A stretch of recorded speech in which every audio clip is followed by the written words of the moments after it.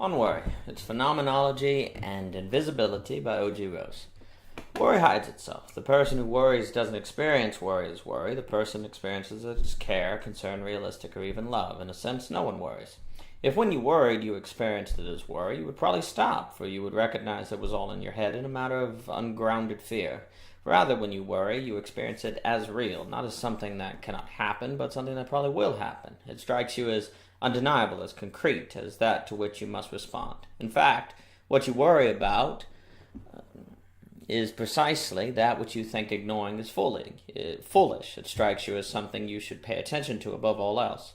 Additionally, what you worry about is that which you experience as rational to think about, for it is rational to try and avoid undesirable events, and those events must seem dire.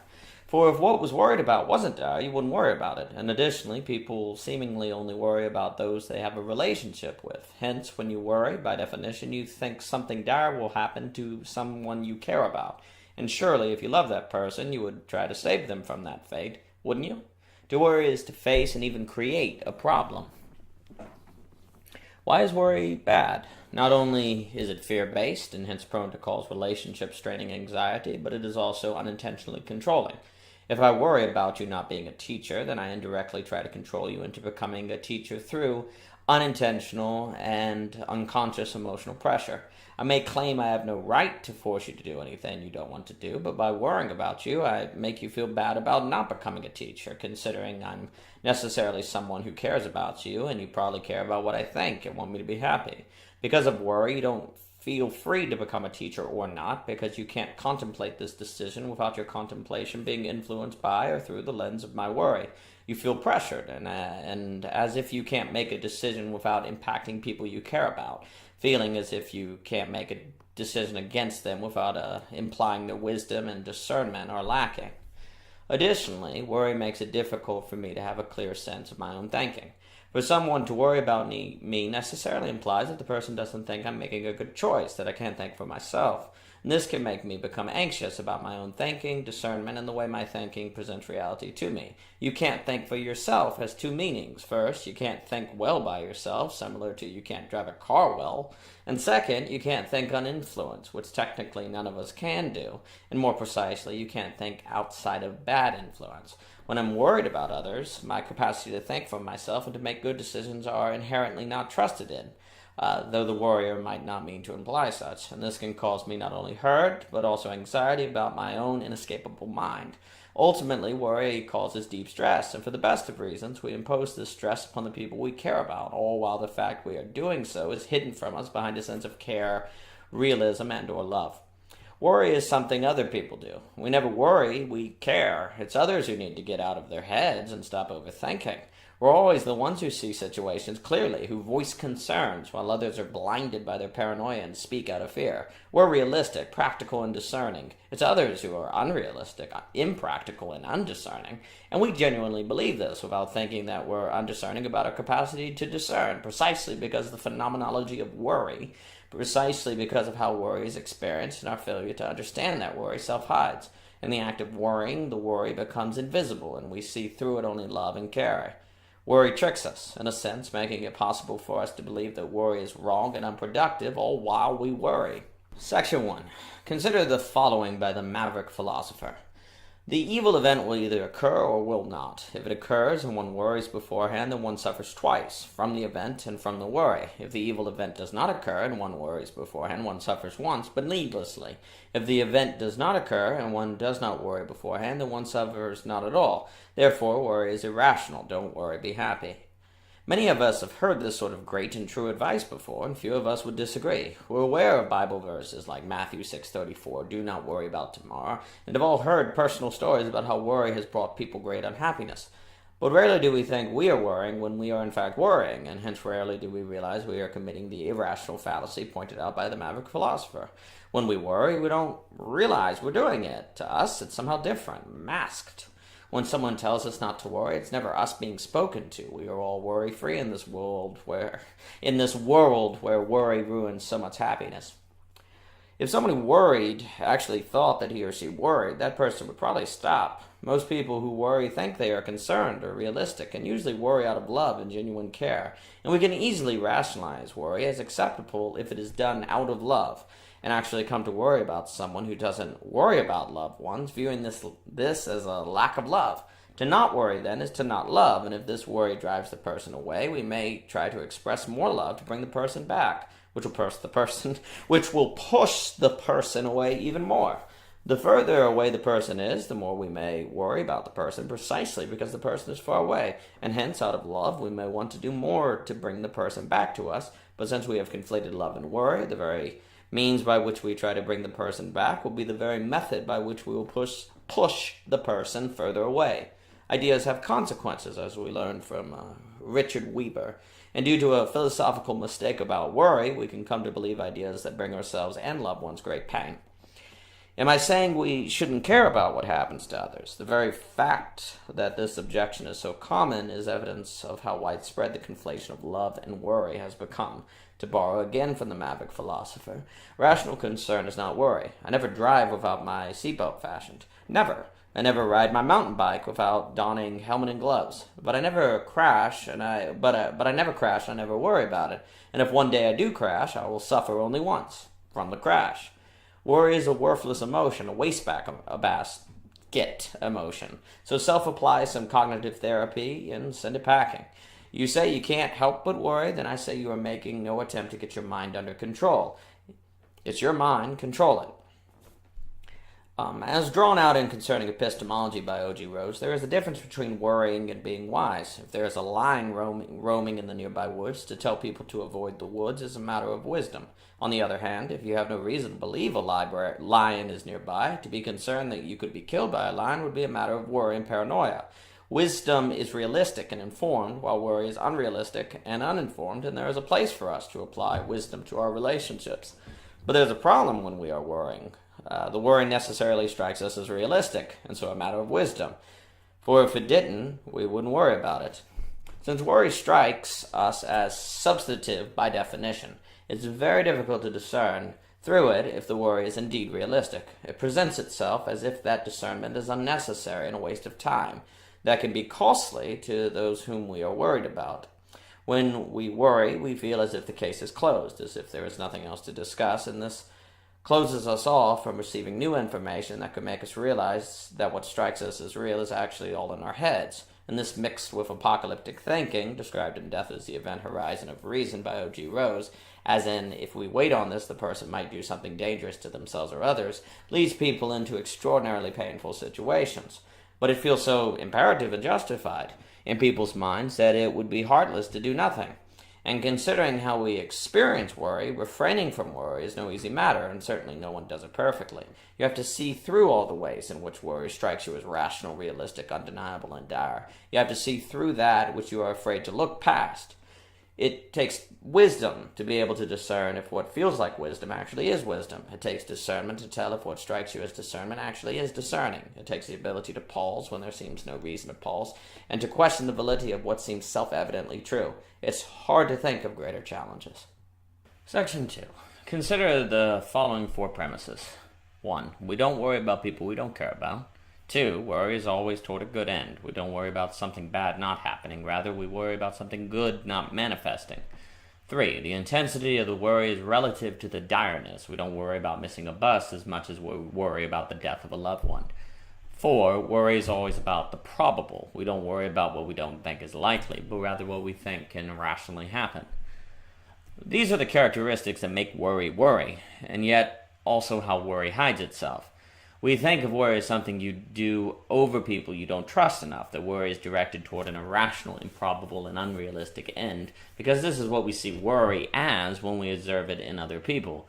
But what is rational, probable, realistic, and loving is relative, and what falls into these categories for one person don't necessarily fall into them for another. When someone else is worrying over what is rational, probable, realistic, and loving relative to him or her, it doesn't strike us the same way, and so we can perhaps clearly see the irrationality, improbability, unrealism, and fear of that other person.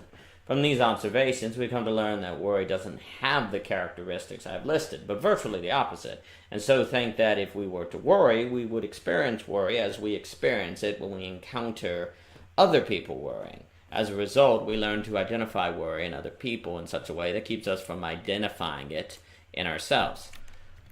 Just by how worry self-hides, it is already hard enough to identify it. In this way of understanding of how worry is experienced only compounds the problem. Not only do we learn from the experience of others, people's worry, a false sense of how we would experience worry if we were worrying, self-hiding is innately part of the structure of what makes worry itself, as traced out by the premises above.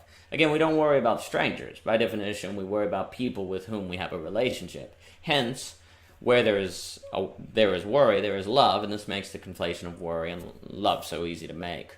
Secondly, we don't worry about our loved ones doing something positive, that they will make it into college, for example. In other words, our worry is always oriented toward ensuring a good end. Thirdly, the better the end toward which our worry is directed, the more intense the worry. When we are worried about our loved ones dying, our worry is very intense, while if we're worried our loved ones will skip a meal, our worry is less intense. And lastly, worry is relative to what we believe is probable. We are going to be more worried about our loved ones dying in a car wreck when on a long road trip than getting hit by an asteroid. We naturally experience worry as concern, care, wisdom, and or love, and hence if someone tells us to stop worrying while we worry, we can take great offense. Suddenly we are misunderstood martyrs, accused of worrying when we only care, having been self-deceived by the experience of worry. We define worry in our minds as something that we'll never do, and hence we never worry. Our definition frees us from the possibility of participation, all while we participate in what the Maverick philosopher points out as fundamentally irrational. Because when we worry, we experience our worry as loving concern, we easily come to think we're loving when we're worrying, and easily come to think of people who tell us to stop worrying as people who don't see the situation as clearly as we do. Usually it is the person we are worried over who tells us to stop worrying, and precisely because the person tells us this, we can worry/love more, believing the person is asking us to stop being wise, which would mean the person doesn't see what we see, which means the person we are worrying over isn't wise and discerning, justifying our worry, which is something that if we loved the person, as we must, we wouldn't want that person to be, and hence we must, in accordance with our love, try to help the person be wise and discerning. And so we must try to help the loved one see what we see, when because we worry, there is nothing there to see. But if the loved one tells us it's all in your head, this will only start the cycle again. The fact that they think it's all in our heads is evidence to us that they are in denial of what is actually in the world. It would perhaps be easier in our minds to just drop the subject, as the loved one wants us to do, but to us this would be hateful, and in denial of what is probable, dire, and wise to recognize. Worry is generally more dangerous for loved ones than hate, for you cannot hate loved ones without being aware of your hate, faced with an unavoidable contradiction. Yet, in conflating love and worry, as is natural because of how worry is experienced, we can create an invisible contradiction. Once created, paradoxically, to escape this contradiction, in our eyes we must stop loving. If we don't stop, we'll continue to worry and push the person away. And the more we push the person away, the more we'll worry about and love that person, pushing the person even further, formulating a vicious cycle that ever widens the distance between those with who we only want to be close. Section 3. It is precisely because worry is worry that we don't think we're worrying when we are in fact worrying. Worry perfectly protects and justifies itself in the act. It is its own grounding and packages itself as true love.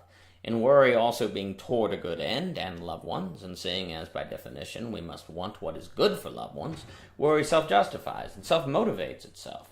In a sense, when you start worrying, you can't stop without being unloving. To make those around you feel loved versus worried over, you have to do that which to you is the cessation of love, and so their chance to feel loved. And you also have to stop doing what you think you're not doing, having learned from seeing other people worry that worry is different from what you are doing, experiencing. The phenomenology and experience of worry conceals it, so tightly in fact that it is very difficult to unveil and see what it actually is clearly. And it is no easy matter to acknowledge that what you thought was loving, wise, realistic, and probable was in fact an expression of worry like the worry you have observed in others. If the dreaded thing doesn't occur, the worrier has to acknowledge that he or she was wrong, which means the person has to acknowledge that what he or she thought was loving was in fact fearful. Well-intended, yes, by definition, but wrong. When a person begins to worry, it's somewhat problematic. If what the person worries about doesn't happen, it forces the person to acknowledge that he or she was wrong, which none of us like to do. Hence, one of the other reasons we can push loved ones to do what we think, worry they should do, is precisely so that they are not at risk of having what we are worried about turning out to be unsubstantiated worry instead of wise love. If, for example, we are worried that a person will be miserable if the person becomes a teacher, then we have incentive to make sure the person never becomes a teacher, both because we want the person to be happy and because we don't want to risk being wrong. If the person never becomes a teacher, it can never be said for sure that we were wrong, even if the person is actually miserable not being a teacher, for it cannot be said from this fact that the person wouldn't have been miserable if he or she became a teacher. We're safe. The mask of love can never be pulled off, worry not acted upon. The fact a person worries is usually hidden from that worrier because of how worry is experienced. It is precisely because worry is that we should think it is right to continue worrying because of how we experience worry as care, probable, irrational, so forth. All perhaps while we tell others not to live their lives worrying. This is hypocritical, of course, but the problem of hypocrisy is that it's rarely experienced as hypocrisy. Somehow, when we're hypocrites, it's different, and somehow it's never us who rationalize hypocrisy, just those we think are hypocrites. Section 4. We generally don't worry about people we don't care about. Hence, when we are worried about it, it happens precisely because we are loved. If we weren't loved, we wouldn't be worried about it, and this way worry is a sign of love and care. But unfortunately, it is a bad expression, seeing as it begets fear, and where there is fear, there is bondage. But the suggestion that worry is a bad expression of love and care will be offensive to those who conflate worry and love. But this means they express love poorly. To those who are offended, I would remind you that if you were offended by 2 plus 2 equals 4, it would still be true. And that you shouldn't let your offense keep you from learning how to live a better and more fulfilling life. The very fact someone worries about you can make you want to avoid that person, for nothing you do can prove to the person that he or she should stop worrying, and it can be hard to be around people you know are worrying about you. It creates a heavy atmosphere, makes conversation difficult to entertain, and you can't help but feel the whole time that at any moment someone might put you on the spot about something you did or didn't do, making you tense. If a person is worried, for example, that you're missing out on your potential and that one day you will regret it, there's nothing you can do to convince the person that you are happy with your current decisions. No matter what you do, you can't stop a worrier from, for example, putting together an intervention to save you from regret or a bad choice. Why is this? Concerning epistemology, by O.G. Rose explores this topic fully, but here I would just like to point out that the problem with worry is that it operates off what I will call negative premises versus positive premises. Furthermore, worry is protected by the inaccessibility and quote-unquote whole of consciousness itself. There is no way to enter the consciousness of others to know if they are worrying, and so if worriers say they aren't, as the structure of worry would lead them to believe, there is nothing that can be done to prove them wrong, especially considering that most worry is based off negative premises and or wholes, to use a term from Wholehood by O.G. Rose. By a negative premise, I don't mean pessimistic, unhopeful, or the like, as by positive premise, I don't mean optimistic, hopeful, and so on. Rather, by negative, I mean something more like non-substantive, ontological. By positive, something like substantive. A negative premise is based on an absence of reality. For example, the worry of someone who has never been to or studied India on how India is a dangerous place, while a positive premise is based on a presence of reality. For example, the wisdom of someone who knows a lion is outside, who tells you to stay inside, who you might accuse of being afraid. Problematically, negative premises seem as if they can be easily rationalized into supposed legitimacy. If I'm worried that you are going to regret it one day if you don't travel to India, the only way to prove me wrong is by traveling to India and expressing the sentiment that I wish I wouldn't have gone.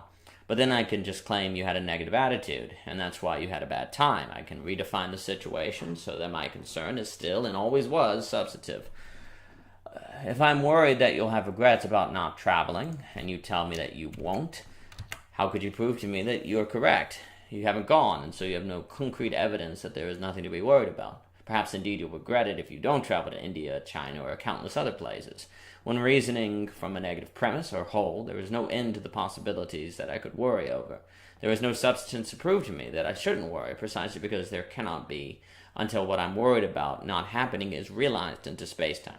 Like consciousness, that future is inaccessible, until you realize it, of which worry is precisely against. Considering this, negative reasoning is not only endless, but it also cannot be satisfied. Hence, when a person worries, it is possible for that person to worry forever over countless things without ever feeling as if he or she has worried enough. Worrying perpetuates worry, as concern, love, so forth. Section 5. How do we see past the masks of worry and tell if our premises are negative or positive?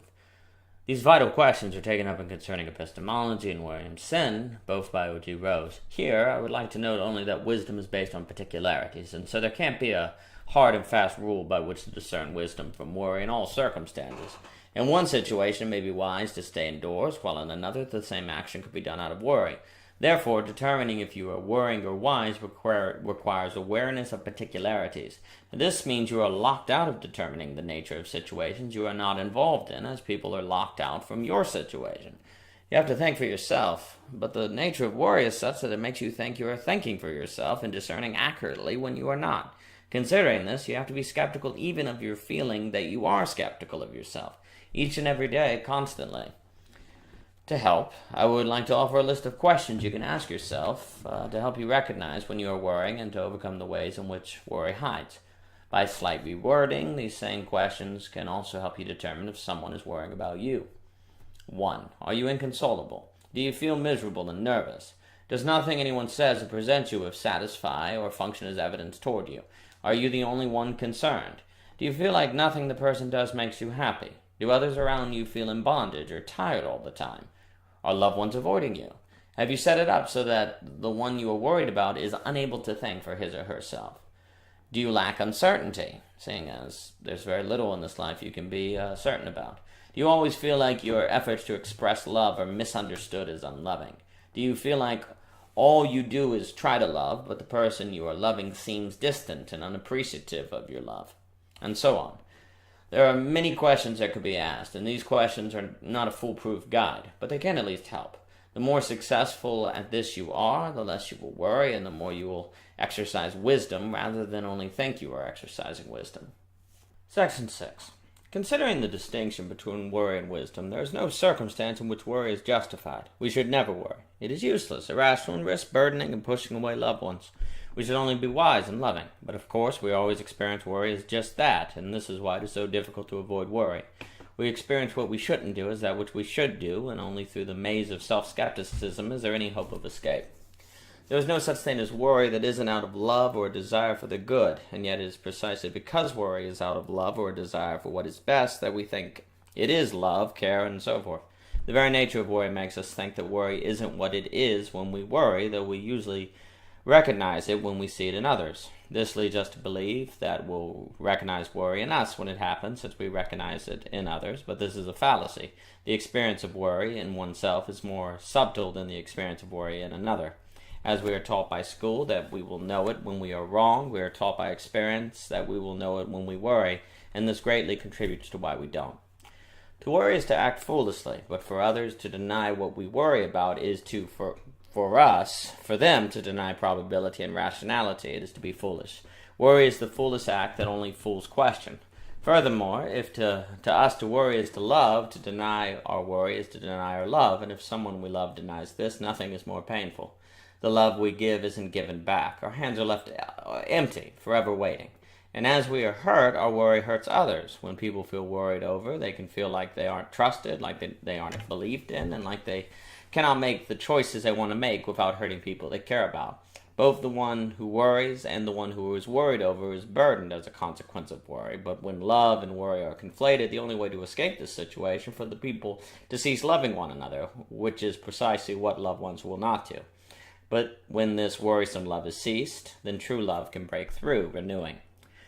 Worry is more dangerous to friends and families than hate, for it is more subtle and difficult to identify as a problem precisely because it feels so close to love.